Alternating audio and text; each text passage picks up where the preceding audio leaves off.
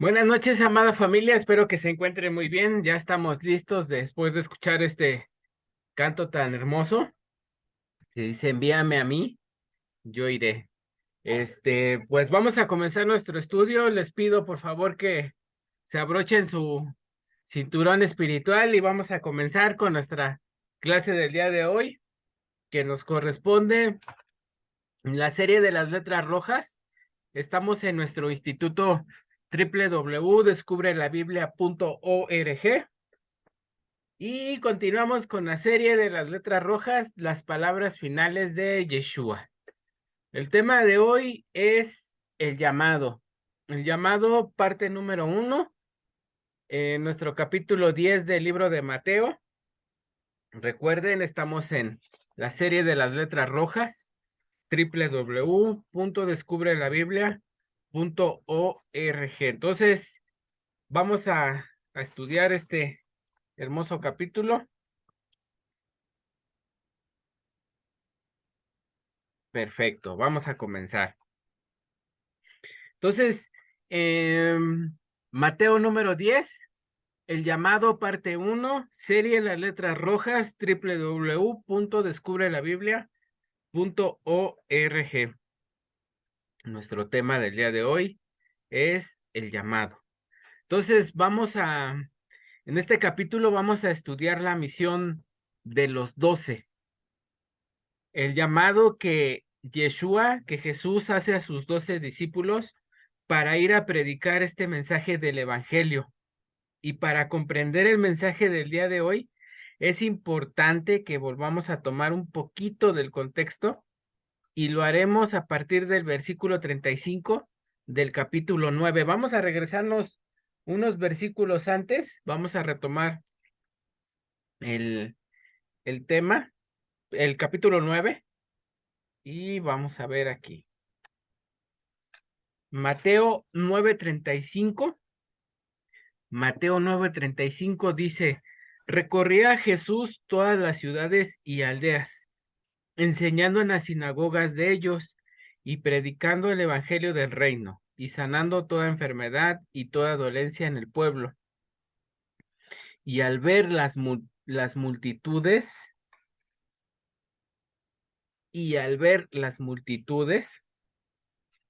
hasta aquí es clave que entendamos quiénes son esas multitudes. ¿Cuál será la identidad de estas multitudes a las que vio desamparadas y dispersas como ovejas sin pastor? ¿Quiénes serán? Por eso es importante conocer los profetas, ¿sí? Para todo cristiano que realmente quiera entender las palabras de Jesús de Nazaret, es muy importante conocer lo que se le llama como el Antiguo Testamento, conocer el contexto de los profetas, porque de esa manera vamos a entender toda la riqueza y la profundidad de las enseñanzas de Yeshua o Jesús, como como se le conoce entre las naciones, ¿no? Y aquí dice que el que está viendo a las multitudes, que él está viendo a las multitudes y dice que al verlas tuvo compasión de ellas. Mateo 9:36 dice, tuvo compasión de ellas porque estaban desamparadas y dispersas como ovejas que no tienen pastor. ¿Dónde es que Jesús, que Yeshua andaba predicando en las aldeas, en las ciudades, sanando enfermedades? ¿Dónde es? ¿Dónde es que él andaba haciendo eso? Pues era la región del norte de Galilea. Y justamente en Magdala, donde Yeshua rescató a una oveja perdida, una de las ovejas restauradas que quizás sea la más famosa de todas, sí, de todas las que fueron rescatadas por él, por Jesús, por Yeshua, ya que ella representa de alguna manera muy clara el concepto de las ovejas perdidas de la casa de Israel. ¿sí? Ella representa el concepto de las ovejas perdidas de la casa de Israel. El concepto de perdidas o extraviadas también podrían tener una connotación de infidelidad o adulterio o ujú, una connotación de las ovejas de prostitución. Implica ovejas que se hicieron infieles, que abandonaron el pacto, y si conocemos bien el contexto de los profetas, pues sabremos que esas ovejas descarriadas y que fueron infieles es simplemente una referencia al pueblo de Israel, pero muy específicamente a las ovejas de Israel del reino del norte, de lo que se le conoce como Galilea de los gentiles, ¿sí? Porque este es el lugar donde habitaron las 10 tribus del norte. Y recordemos que se separaron como consecuencia de que el hijo de Salomón no quiso disminuir los impuestos. Y a Salomón ya se le había anunciado, ¿no? Que su reino se iba a dividir a causa del pecado, que también, a causa del pecado que también él cometió por haberse casado con mujeres extranjeras y haberse alejado del pacto. Dios le advirtió que su reino iba a ser dividido, lo cual sucedió y podemos ver todo esto en el libro de los Reyes. Sí, y una vez que el reino se está dividido, las 10 tribus del norte fueron gobernadas por un gobernador llamado Jeroboam, quien se encargó de gobernar a estas 10 tribus del norte. Y con el propósito de judaizarlas, entiéndame bien, y con el propósito de judaizarlas y de desligarlas del reinado de David, con el propósito de quitarle el reinado a David y tomarlo él decidió armar una religión propia. Él decidió cambiar la observancia de las leyes de Dios, sí, de las leyes de Dios que le había dado a las 12 tribus de Israel, la ley de Moisés, la Torá. Entonces este rey Jeroboam trató de cambiar esas leyes con el propósito de consolidar su propio reino. Cambió las festividades, cambió las fechas de las festividades, bueno, hizo ahí muchas cosas, ¿no? Y para quien quiera profundizar un poquito más acerca de esto, tenemos un curso básico de capacitación en donde se trata este tema un poquito más a fondo, ¿ok? Quien quiera, quien quiera información acerca del curso, quien quiera saber cómo está esto, ahí en la página de YouTube pueden poner ahí en los comentarios, quién desea saber un poquito más de esto. Nada más lo estoy tomando por fuera, ¿ok?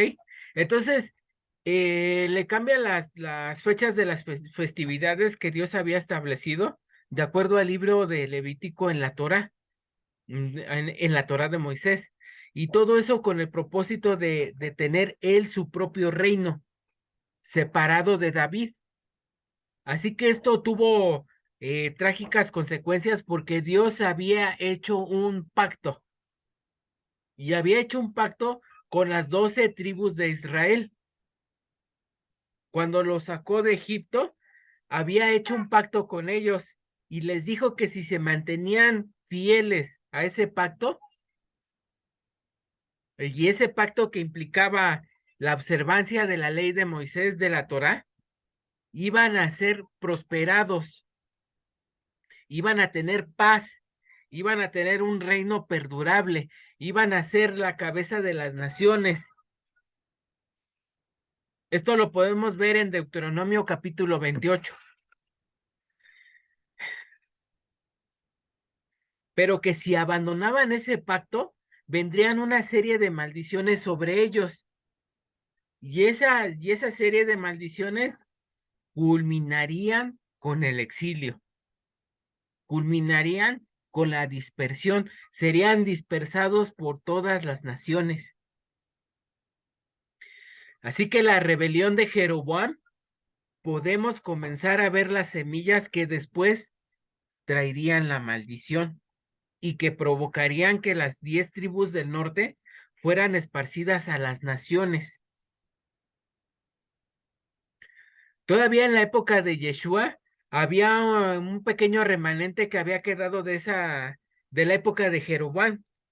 Entonces, a pesar de que esa dispersión se dio más o menos en el 722 AC, ¿sí? Para la época de Yeshua, de Cristo, ya muchos de estos habitantes del norte de Israel ya no estaban en el norte de Israel, sino que estaban en Siria, Líbano, Turquía, el sur de Europa, Grecia, etcétera. Estaban en muchos lugares, ¿no?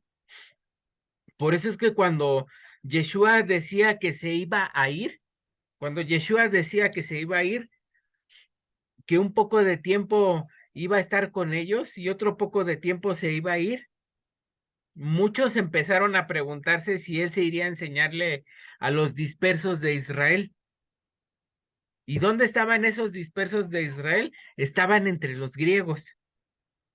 Esa era una de las respuestas que ellos daban cuando Yeshua decía que se iba a ir por un tiempo.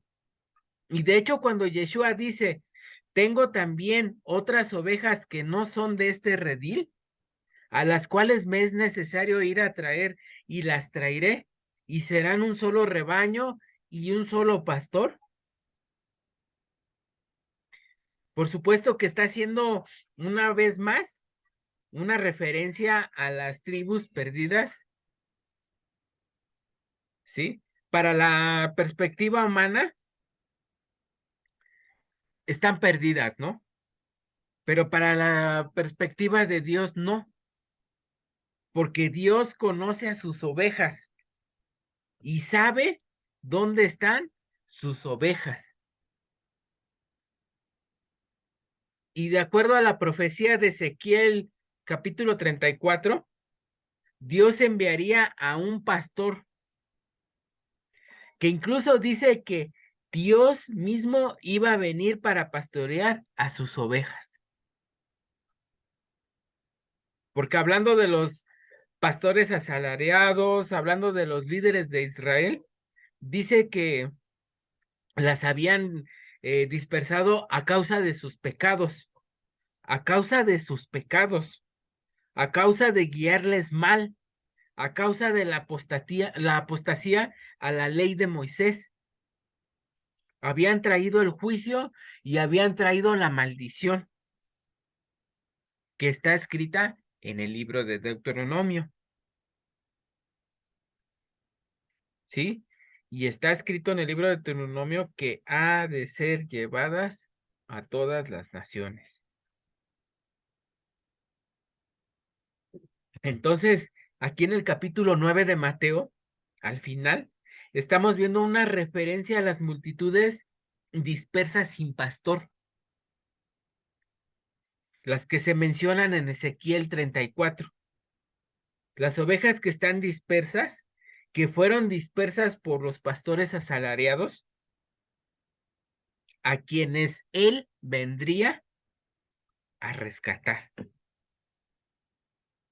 Y vemos al buen pastor que no es asalariado, que da su vida por las ovejas y que al verlas tiene compasión de ellas. Y al verlas que están hambrientas, ¿sí? Y que anhelan ser dirigidas,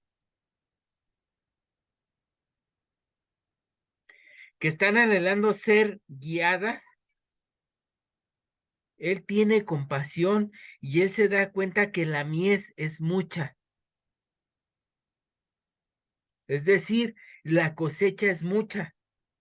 Ahora, si hay una cosecha, quiere decir que ya se llevó a cabo, ¿qué? Una siembra.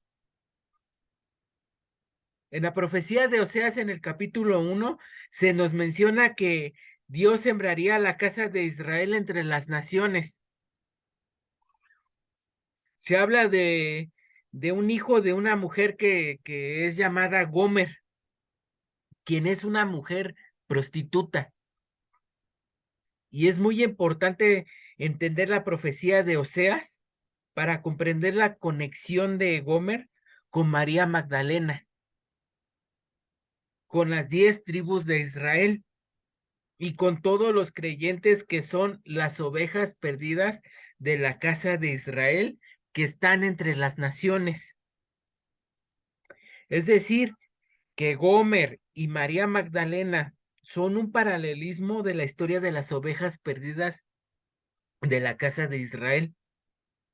Magdala es el lugar donde termina el camino de las palomas, que viene desde la región de Nazaret, de Caná, donde se llevó a cabo el milagro en donde Yeshua convirtió el agua en vino y lleva a cabo una compra. Sí, la palabra Cana significa comprar, de manera que simbólicamente Yeshua está comprando como el esposo celoso, como el profeta Oseas, que después se descarrió su esposa Gomer, pagó un rescate, pagó un rescate por ella. Entonces, Yeshua está simbolizando que viene a hacer exactamente lo mismo como el profeta Oseas. Él viene a comprar, él viene a buscar, él viene a salvar lo que se había perdido. Más claro, ni con cloro.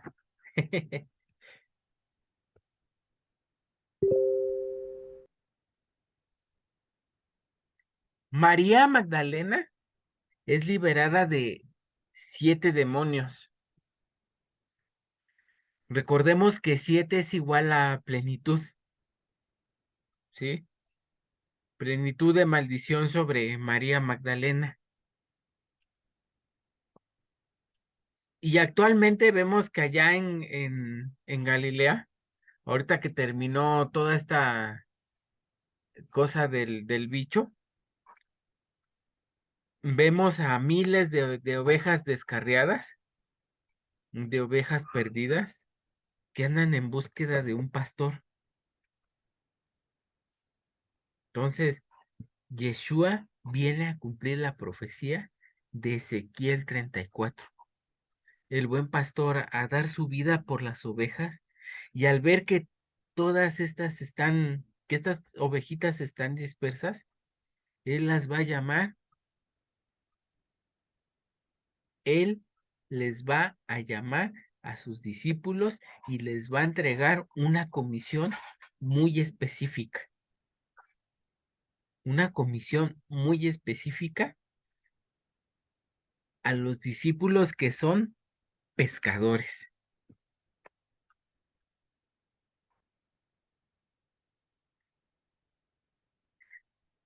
¿Quiénes son pescadores? Porque Jeremías en el capítulo 16 nos habla que habría un segundo éxodo. Nos dice que el primer éxodo fue de Egipto, pero que el segundo éxodo será de todas las naciones. La primera vez que Dios sacó a su pueblo, lo sacó de Egipto.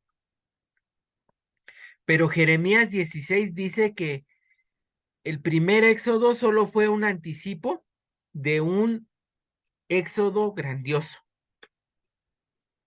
Pero ese éxodo será de todas las naciones del mundo. La primera vez que Dios sacó a su pueblo, lo sacó de Egipto, pero Jeremías 16 dice que será de todas las naciones del mundo, de donde saldrán todas las ovejitas descarriadas. Y esta profecía dice que Dios traería pescadores y los pescaría. Así que por eso los 12 discípulos, ¿sí? Quienes muchos de ellos eran de la región de Galilea, iba a decir religión, de la región de Galilea, se dedicaban a la pesca, eran pescadores. Entonces ellos tendrían que ir a pescar a todos estos peces, a todos estos peces que se multiplicaron, a toda esa descendencia que se le conoce como Efraín, se les conoce como una paloma incauta, de acuerdo a la profecía de Oseas, en donde se nos dice que uno de los juicios para las tribus de Israel es que perderían su identidad, dejarían ser parte del pueblo de Israel y se convertirían en europeos, estadounidenses, centroamericanos, mexicanos, guatemaltecos, venezolanos, colombianos, españoles, chinos, coreanos, etcétera, etcétera, etcétera. O sea, la simiente de Abraham está regada en toda la tierra, porque eso es precisamente lo que dice en Oseas. Diré a ustedes, ya no son mi pueblo. Diré a la compadecida, ya no son compadecidos, y van a ser llevados hasta las naciones, porque el día de Jezreel será grande. Ahora, la palabra Jezreel significa la siembra del Señor. Dice, Dios sembraría la semilla de Abraham entre todas las naciones, y la semilla para que produzca fruto tiene que morir. Y eso significa el nombre de Efraín, fructífero. Entonces, a las 10 tribus del norte también se les llamó Efraín. Así que esas tribus, esas ovejitas descarriadas, andarían dispersas en la faz del campo, una referencia a la profecía de Ezequiel 37, en donde se nos habla de los huesos secos que estarían en la faz del campo, en el sentido que la descendencia de Abraham, de Isaac y de Jacob morirían espiritualmente, que se mezclarían entre las naciones y ahí en lo más lejano de su dispersión, ahí mientras ellos estuviesen adorando al palo, a la piedra, llenos de idolatría, llenos de pecado, comiendo las algarrobas de los cerdos, es ahí donde Yeshua dice que tendría compasión de ellas. Al verlas desamparadas, dispersas, tratando de saciarse de las migajas donde perdón, que caen de la mesa, tratando de alimentarse de las agarrobas de los puercos, anhelando volver a casa, entendiendo que los amantes, que los ídolos, todo eso es vanidad, y reconociendo que mejor le iba con su esposo, ¿sí? Ahí cuando están en ese estado de tristeza, de falta de esperanza, pensando que murió la promesa dada a Abraham, en ese estado de, como dice nuestro querido Joseph, de bancarrota espiritual, es que dice que Yeshua tuvo compasión de ellas. Y al ver esa cosecha tan grande, wow, qué tremendo es esto. Voy a darle un traguito de agua, permítame tantito.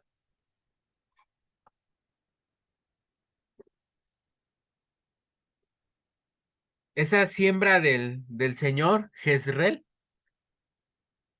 donde sembró la semilla de Abraham, y ahora son multitudes incontables en el mundo entero. Yeshua en esta visión de compasión no solo tuvo en mente a la gente que vivía en el norte de Israel, sino que tuvo en mente a las multitudes que iban a cubrir todo el mundo,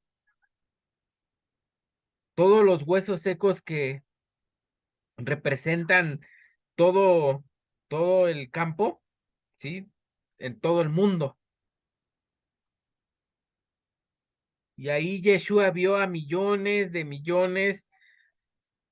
descendientes de Abraham, de Isaac y de Jacob que están hambrientos, que están anhelando volver a casa y que habían perdido la esperanza, que habían sido dispersos. Y es ahí donde Yeshua va a llamar a sus 12 discípulos. Y surge la primera pregunta, ¿por qué 12? ¿Por qué 12?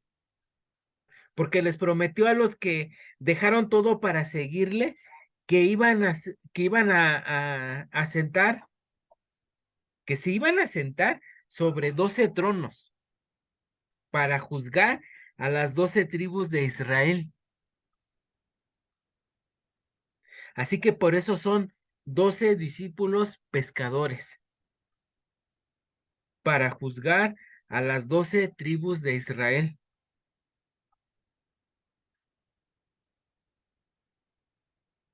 Por eso son 12 pescadores que van a ir en busca de lo que se perdió, las ovejas perdidas de la casa de Israel. Y aquí podemos aprender un principio que es clave.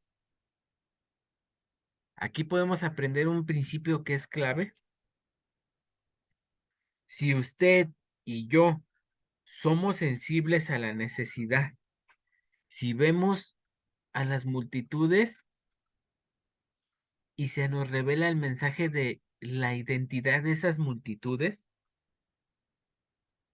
si en ese mensaje usted entiende que esas multitudes que vio Yeshua, que estaban dispersas, es una referencia al pueblo de Israel, que dejó de ser pueblo de Israel y que se convirtió en plenitud de gentiles, si usted entiende este mensaje, entonces usted va a recibir el mismo llamado que recibieron los 12 discípulos en aquella época.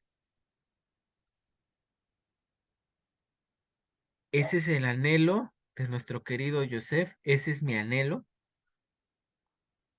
esa es mi oración, que usted que escucha este llamado y que vea las multitudes dispersas y sin pastor, y lo conectamos con Ezequiel capítulo 34,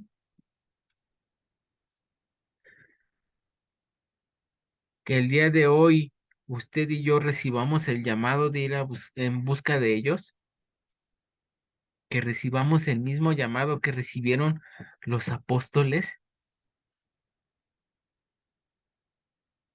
Qué tremendo, ¿no? Y también quisiera que si usted comprende este mismo mensaje y si usted se identifica y se da cuenta que usted está hambriento, sediento, y si tiene una gran necesidad de un pastor, este mensaje también es para usted. Este es un mensaje para que el dulce pastor de Israel, el hijo de David, le llame para que sea parte del tabernáculo de David que está caído.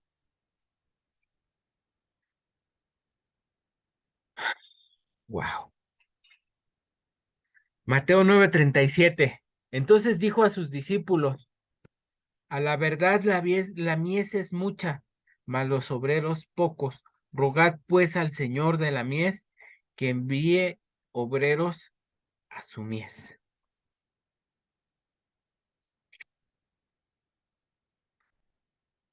Señor, que este sea un mensaje por el cual muchos que escuchen vayan a levantar esta gran cosecha. Señor, que este sea un mensaje por el cual muchos que escuchen vayan a levantar esta gran cosecha. Y aquí podemos ver cuáles son los pasos para reconocer si tú estás siendo llamado o llamada a ir a recoger la cosecha. ¿Cómo lo podemos saber? Pues primero que nada, dice la escritura que Yeshua fue el que tuvo compasión.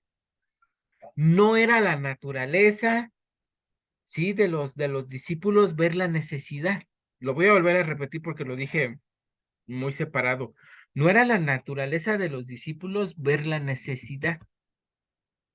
En realidad, cuando Yeshua veía a las multitudes, él quería saciar sus necesidades.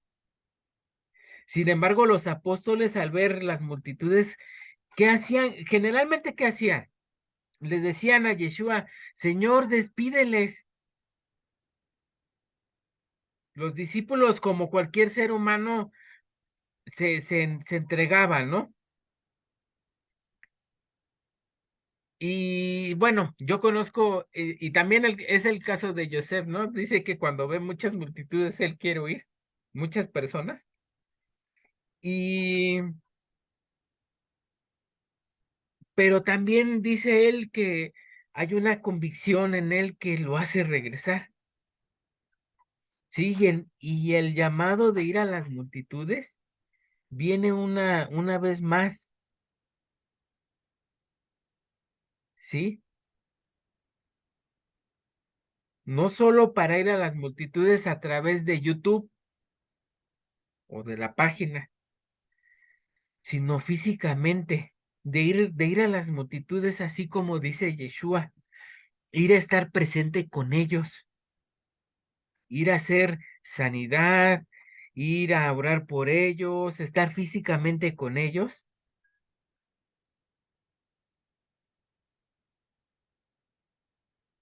Y bueno, yo les comentaba que dentro de la iglesia cristiana hacíamos reuniones en casas.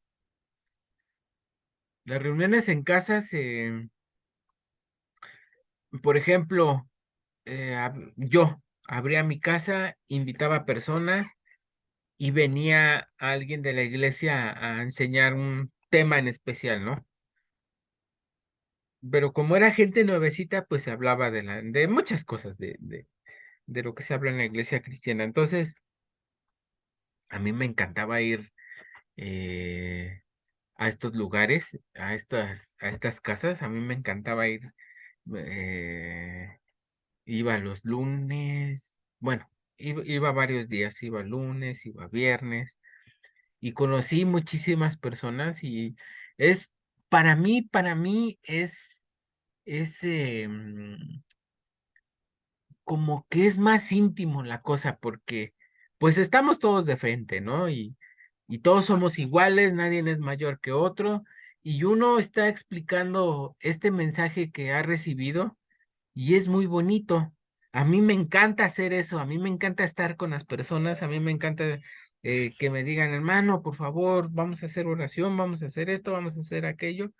Así que si alguien está aquí en la Ciudad de México y quiere que, aquí ya me estoy haciendo promoción, si quiere que vayamos a su casa, lo hacemos, invita a personas y llevamos este mensaje. Entonces, retomando el punto es eh, que nos cuenta Joseph, ¿no? Que él cuando ve a las personas, quiere huir, pero al verlas, él tiene compasión y regresa y está con nosotros y platica con nosotros y ora con nosotros y celebra con nosotros Shabbat. Y hay muchas cosas, ¿no? Que se pueden hacer, pero y yo tampoco estoy en desacuerdo, ¿no? Si usted quiere compartir, por ejemplo, este video, está muy bien, pero también es bonito estar con otras personas, es bonito estar enseñando a otras personas este hermoso mensaje, y es muy bonito eso, ¿no? Esa relación entre uno con las personas. Entonces aquí vamos a ver que la necesidad de los apóstoles, pues ellos no veían, ¿no? La necesidad, pero Yeshua sí. Entonces, el primer paso que les enseña, la necesidad a los apóstoles, y una vez que les enseña la necesidad, una vez que les enseña a las multitudes que están como ovejas sin pastor, entonces les dice lo siguiente: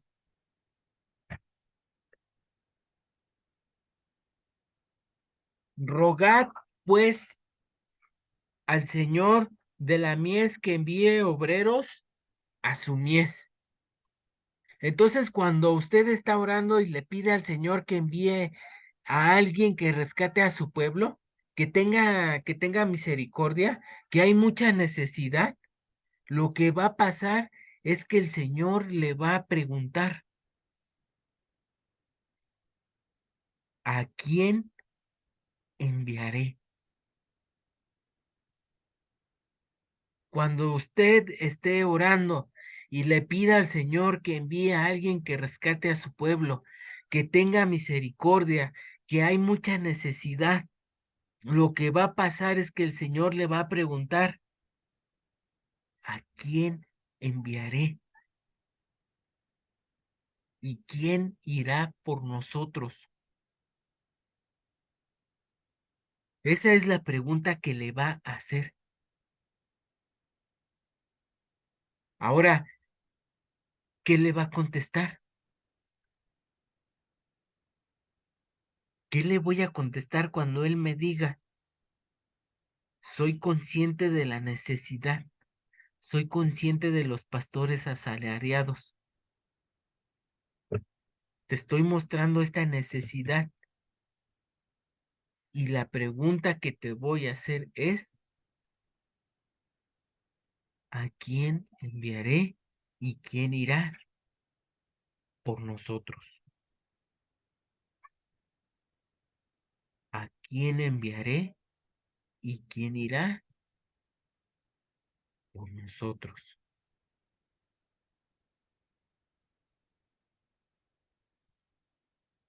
En el capítulo 6 de Isaías, Isaías reconoce su incapacidad y Dios purifica sus labios y le envía a la gente a mostrarles que estaban endurecidos. Y ahí se le manifiesta hasta, hasta el momento que iban a estar endurecidos y se les dice que iban a estar endurecidos hasta que sus ciudades estuvieran derribadas y destruidas. Es hasta ese momento que iban a estar endurecidos y podríamos ver que en estos más de 2000 años, esto ya sucedió. Las ciudades fueron destruidas, quedaron en ruinas,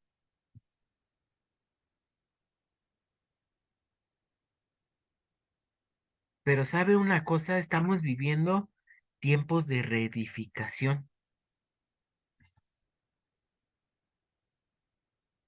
En el estudio, Joseph nos dice que él estaba en Magdala hace más o menos 8 o 9 años y nos contaba que esas ruinas se estaban volviendo a ser edificadas. Ahí si gustan terminando el estudio ver las ruinas de Magdala, Joseph nos dice que las estaban, en ese tiempo, hace 8 o 10 años, las estaban reedificando, las estaban reconstruyendo. ¿Para qué? Había, había un proyecto muy grande de construcción, nos cuenta, para que vayan peregrinos, para que vayan palomas. Por ese camino iban a ir millones y millones de palomas. ¿Y para qué iban a ir? Y el deseo de nuestro corazón es que descubran su identidad y su herencia.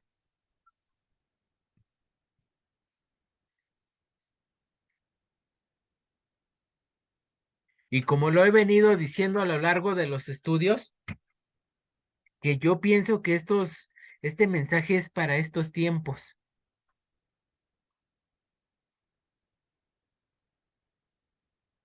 en donde una vez más las ruinas están siendo edificadas, es donde están volviendo las multitudes de entre las naciones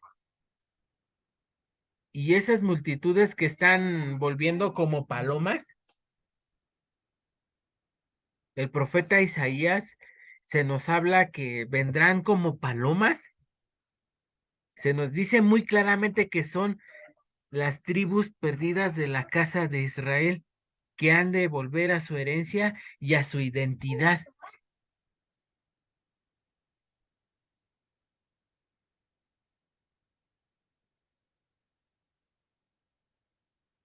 Por eso les animo y les vuelvo a repetir, si quieren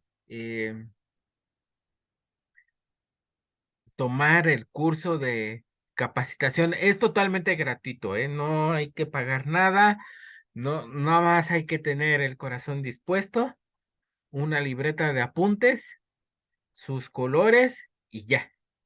Nuestro curso de capacitación es donde tratamos más a profundidad este tema. Entonces, bueno, si quieren información, en los comentarios del video me la dejan, por favorcito. Entonces, le estábamos hablando que han de volver a su herencia y a su identidad. En los últimos tiempos, sí, todas estas personas se les iba a revelar su identidad como la casa de Israel.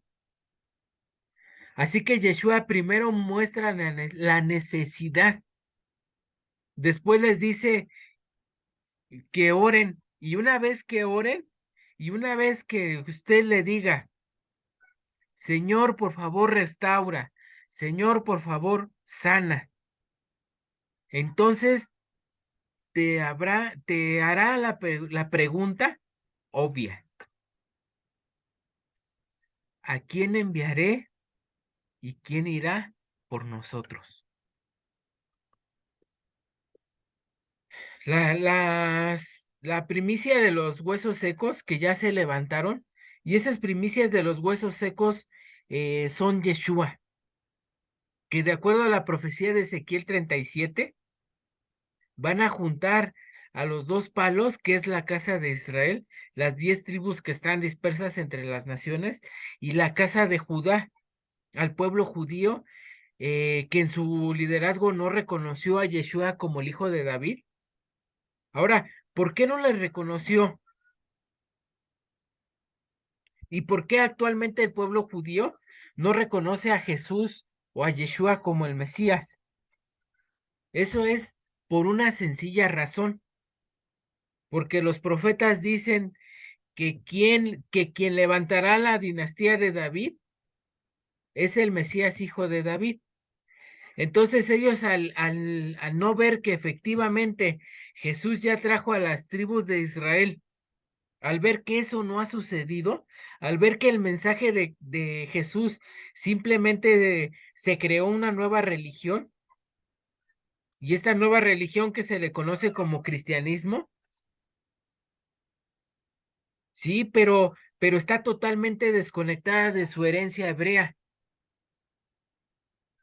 Entonces, para el judío es simplemente un falso Mesías. Ayer precisamente estábamos platicando mi esposa y yo por este punto, que ellos principalmente y también por todos los errores que hay en las traducciones del Nuevo Testamento, eh, no reconocen a Jesús, a Yeshua como el Mesías, porque él no ha llevado aún las tribus perdidas, o sea, no ha unificado a Israel, pues. Por eso le llaman el falso Mesías. Pero aquí hay algo muy importante. ¿Qué pasaría si el judío de repente se diera cuenta que hay un gran cambio y viera que todos estos millones, millones de cristianos que por siglos les han perseguido, que por siglos les han criticado, ahora les empiezan a decir, nosotros somos uno con ustedes, nosotros somos hermanos, nosotros somos ese otro palo del que habla Ezequiel 37. Nosotros somos esos Notzrim, esos guardas de los que habla Jeremías, que van a orar por ustedes, que van a ser parte con ustedes. Somos hermanos. ¿Qué pasaría si en este momento toda la cristiandad toma su identidad no como católico, ni como protestante, y todas sus diversas denominaciones, sino como hijos de Israel, hijos de Abraham, hijos de Isaac y de Jacob, dirigidos por el pastor de Israel, el hijo de David. ¿Qué pasaría si en ese momento hay una identidad completamente con la casa de Judá?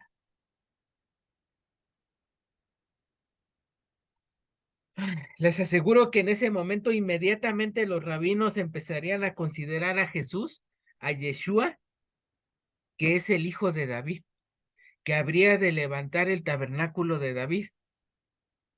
Ellos entenderían lo mismo que entendió el apóstol Pablo, que los gentiles son coherederos y miembros del mismo pueblo, que son conciudadanos de los santos y miembros de la familia de Dios, que los gentiles están recibiendo el llamado, son parte del pueblo de Israel, porque eso es lo que les enseñó el apóstol Pablo en su carta a los Efesios. Ustedes que no eran pueblo, ustedes que estaban lejos han sido hechos cercanos por la sangre del Mesías, porque Él es vuestra paz, que de ambos pueblos hizo uno, derribando la pared intermedia de separación. Pablo entendió el misterio de que los gentiles son coherederos y miembros del pueblo de Israel. Pablo fue mal interpretado en su momento y hasta la fecha,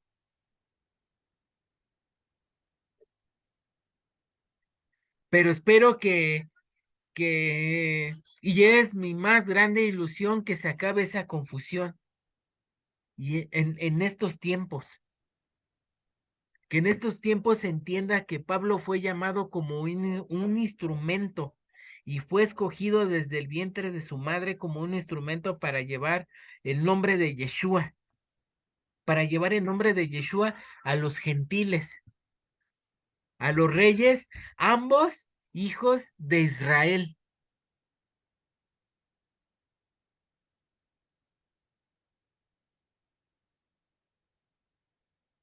Pablo fue escogido desde el vientre de su madre como instrumento para llevar el nombre de Yeshua, el nombre de Yeshua a los gentiles, a los reyes, ambos hijos de Israel. Así que una vez que Yeshua hace sensible a sus discípulos y les pide que oren, ya no se puede evadir del llamado. Los dones y el llamamiento son irrevocables.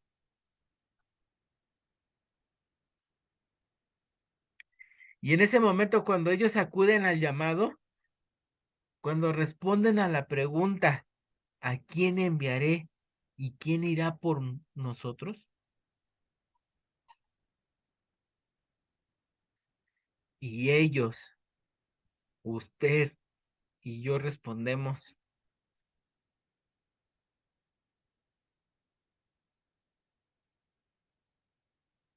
heme aquí,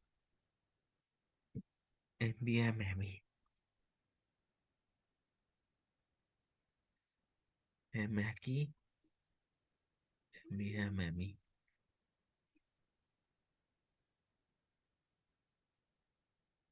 Una vez que usted responde a eso, entonces, llamando a sus 12 discípulos, les dio autoridad sobre los espíritus inmundos para que les echasen fuera y para sanar toda enfermedad y toda dolencia.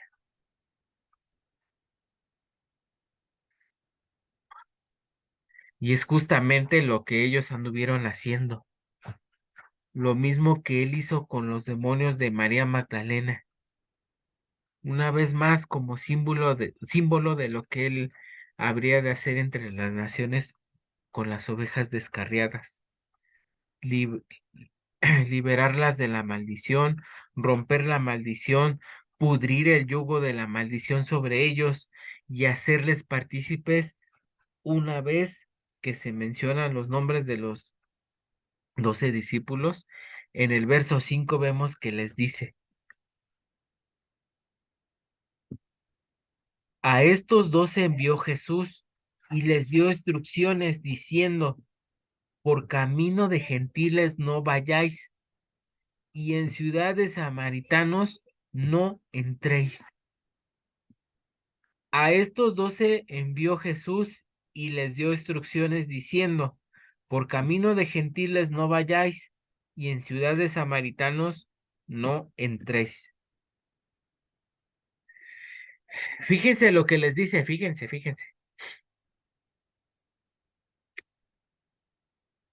Aquí en estos dos versículos que muchas veces leemos de corrido y no le damos mucha importancia por X o y pongan atención a las palabras específicas que Yeshua les está dando a sus 12 discípulos, jueces y representantes de las 12 tribus de Israel.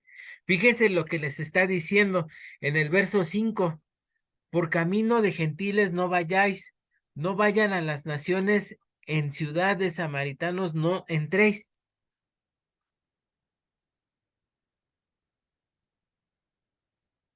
Pero les dice, si no id antes a las ovejas perdidas de la casa de Israel. Más claro, ni con cloro.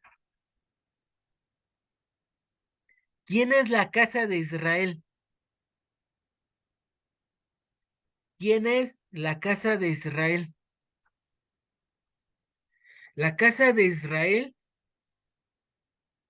son las 10 tribus del norte.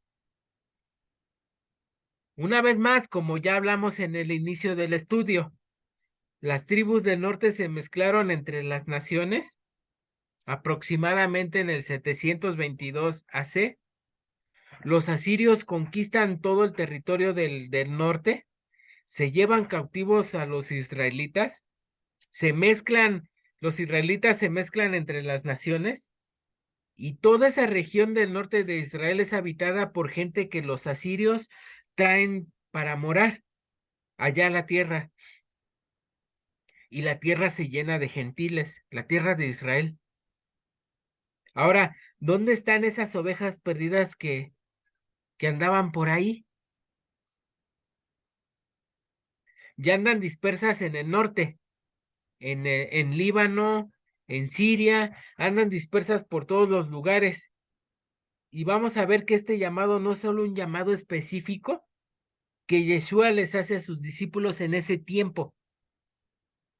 Vamos a ver esas instrucciones que les está dando a todos sus discípulos, trascienden la barrera del tiempo y llegan hasta nuestros días.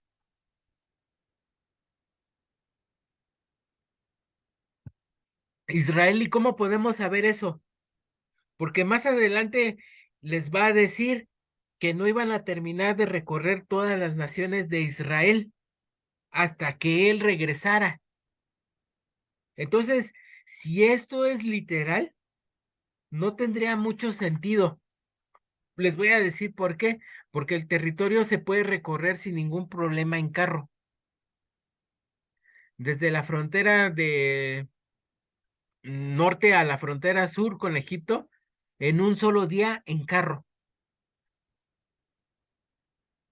Hoy es posible hacerlo en un día. Hace 2000 años, en el tiempo de los apóstoles, pues seguramente en el tiempo de su vida ellos iban a poder recorrer todas las ciudades de Israel. O sea, mientras ellos vivieran, ellos iban a poder recorrer todas las ciudades de Israel. De manera que no tiene sentido tener entender el texto en el sentido literal de que no iban a terminar de recorrer todas las ciudades de Israel hasta que él regresara, de que iba a regresar antes de que terminaran de recorrer todas las naciones de Israel. Entonces, una de dos, esa profecía no se cumplió o no recorrieron todas las ciudades de Israel, lo cual no creo porque sin ningún problema pudieron haberlas recorrido.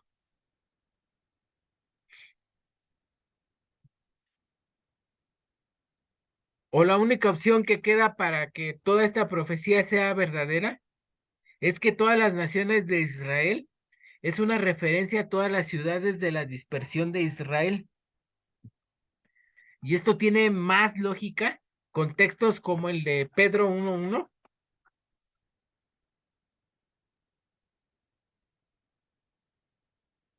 Pedro 1:1, voy a tomar tantita agüita. Dice, Pedro, apóstol de Jesucristo, a los expatriados de la dispersión en el Ponto, Galacia, Capadocia, Asia y Bitinia.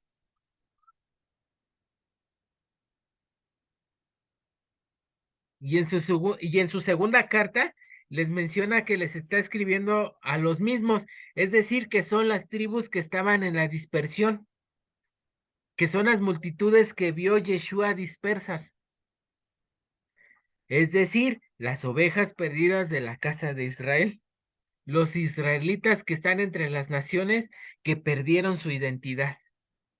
Más claro, ni con cloro. El término cristiano que aparece en el Nuevo Testamento en algunos pasajes es un pasaje muy importante que aparece la palabra cristiano, les decía, es justamente una de las cartas del apóstol Pedro. El apóstol Pedro les llama a los creyentes en Yeshua cristianos. Y si Pedro le escribe a las 12 tribus de Israel que están dispersas y les llama cristianos, quiere decir que los cristianos son las 12 tribus de Israel que están en la dispersión. Vuelvo y repito, los cristianos son las 12 tribus de Israel que están en la dispersión. Eso es solamente lógica elemental. Si leemos las cartas de Pedro y vemos que están dirigidas a las tribus en la dispersión, en Ponto, perdón, en Ponto, en Galacia y en aquella época estaban en Asia Menor, pero que actualmente están en Asia Menor, sino que, bueno, ya no están ahí, debería de haber unos ahí, pero ya están en Latinoamérica, están en Asia y están en todas partes. Así que esas tribus, Pedro les dice que iban a padecer como cristianos y habla del término cristiano. ¿Qué quiere decir? Que los cristianos no son católicos, que los cristianos no son protestantes, que los cristianos no son testigos de Jehová, que los cristianos no son mormones, que los cristianos no son adventistas, que los cristianos no son ecuménicos, que los cristianos no son mormones.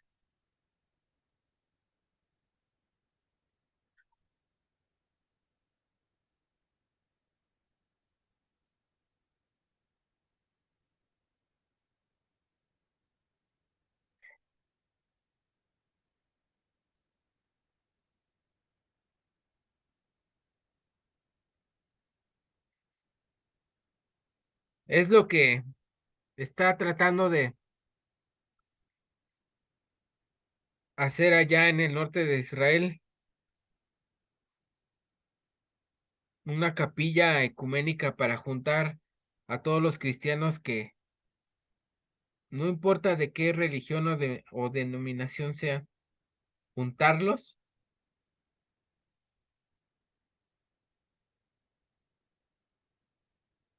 pero será imposible juntar a los cristianos con el estandarte de alguien diferente, el hijo de David, descendiente biológico de David, que ha de establecer la dinastía de David. Nadie que no sea el hijo de David va a unir a las ovejas perdidas de la casa de Israel. Cualquiera que trate de unir a las ovejas perdidas de la casa de Israel sin proclamar el reino de David, sin proclamar a Israel como el pueblo del pacto, es un falso Mesías.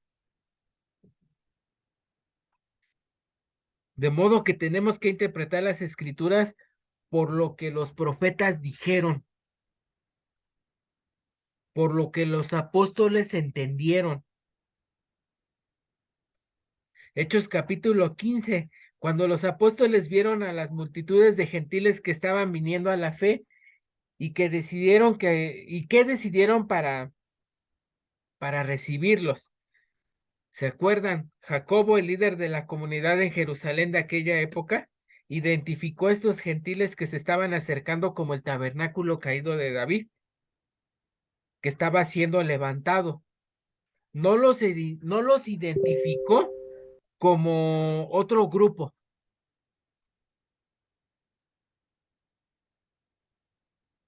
No los identificó como mormones, no los identificó como adventistas, no los identificó como testigos de Jehová, no los identificó como pentecostales, no los identificó como católicos, los identificó como Israel. ¿Por qué? Porque está anunciando: el pastor de Israel traerá las ovejas a su redil. Por eso Yeshua les está diciendo que por el camino de gentiles no vayáis y que en ciudades samaritanos no entréis.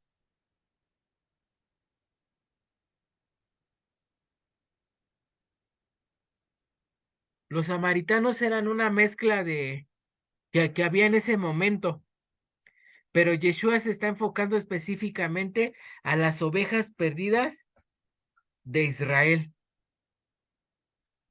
Y esto, como les digo, trasciende hasta los últimos tiempos e iban a estar regadas por todas partes. ¿Sí? Ahora bien, surge una pregunta. ¿Cómo podemos saber quién es oveja de Israel y quién no? ¿Acaso vamos a hacernos pruebas ¿cómo se dice? De ADN todos para saberlo.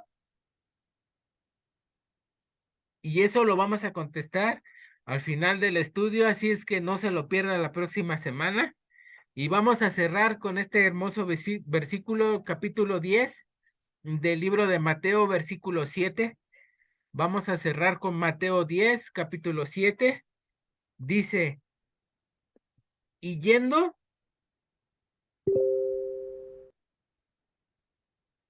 predicad diciendo: el reino de los cielos se ha acercado. Sanad enfermos, limpiad leprosos, resucitad muertos, echad fuera demonios. De gracia recibisteis, dad de gracia.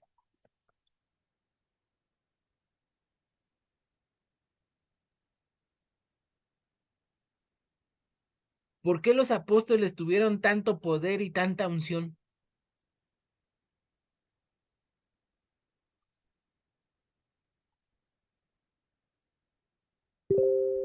¿Por qué los apóstoles tuvieron tanto poder y tanta unción? Perdón, se me adelantó aquí. Porque ellos tenían bastante claro el mensaje y estaban proclamando el reino y el imperio de David, que de acuerdo a los profetas, cuando el reino se estableciera, el cojo saltaría, el ciego vería, los sordos oirán. Así que al estar predicando el reino correcto, iban a tener las señales correctas. Muchos preguntan por qué las señales que se veían en tiempos de los apóstoles no las vemos con ese nivel que se veían en el tiempo de ellos. Sin duda Dios sigue siendo el mismo y sigue haciendo milagros. Sin duda su mano nos ha acortado para salvar y hacer milagros, pero ¿por qué no se ve el mismo nivel de milagros que en la época de los apóstoles? Donde incluso un pañuelo, un paño del apóstol Pablo, una sombra del apóstol Pedro, sanaban a los enfermos. Ahora hay que tener cuidado porque hay muchísima charlatanería, mucho engaño con eso de los milagros. Pero ese nivel de milagros genuinos que las multitudes se convencían por las señales que ellos hacían, no las estamos viendo hoy por una sencilla razón, porque si se nos está enseñando el mensaje correcto de los apóstoles, no puede haber señales que respalden que no es el correcto. Y estoy seguro que en la medida de que este mensaje específico de los apóstoles de ir a traer a las ovejas perdidas de la casa de Israel y de levantar el tabernáculo caído de David, se empiecen a propagar. Y estoy seguro que hemos de ver las lluvias tardías. Hemos de ver una vez más la manifestación de esos milagros de los apóstoles. Y yo estoy seguro que no estamos muy lejos de ver todo esto. Mateo 19, no os proveáis de oro, ni plata, ni cobre en vuestros cintos, ni de alforja para el camino, ni de dos túnicas, ni de calzado, ni de bordón, porque el obrero es digno de su alimento. Porque el obrero es digno de su alimento. Por eso no hay este nivel de unción, porque estos apóstoles decidieron despojarse de todo esto y obedecieron este llamado de depender de él. Es una tristeza que actualmente andan intercambiando milagros por dinero. Es una tristeza vender milagros. Es una tristeza decir que traigan su ofrenda para que el Señor les haga un milagro. Toda la mercadería que se ha hecho de la fe totalmente se desligó de este mandamiento, ¿sí? De este mandamiento que le está diciendo a sus discípulos, en el sentido que no se preocupen por el sostenimiento, pues el obrero es digno de su salario. No es correcto que se esté mendigando a la gente para que dé dinero para el ministerio. El obrero es digno de su salario. Si el Señor te envía, el Señor te va a proveer. El llamado viene de Él. Así que si queremos volver al poder de los apóstoles, a esas enseñanzas y prodigios, tenemos que vivir la fe de los apóstoles. Padre bendito, te damos gracias por este momento de estudio, te damos gracias por este momento de que compartimos contigo, te damos gracias por este llamado que seguramente estás haciendo a cada uno de nuestros corazones. Te doy gracias por cada uno de los que van a escuchar y van a obedecer este mandamiento de ir a buscar a las ovejas perdidas de la casa de Israel. Te agradezco por cada uno de ellos. Te pido por las ovejitas que escuchen tu voz, Señor, y que pronto estemos juntos, pronto estemos reconciliados, pronto estemos en la presencia de nuestro hermano mayor con Judá y pronto este tabernáculo de David sea reedificado. Te doy gracias, Padre, por todo lo que nos enseñaste hoy, principalmente a mí. Muchas gracias, Padre mío. Te doy gracias, gracias, gracias. En el nombre por los méritos de nuestro amado Yeshua. Amén. Y terminamos nuestro estudio del día de hoy. Vamos a poner aquí.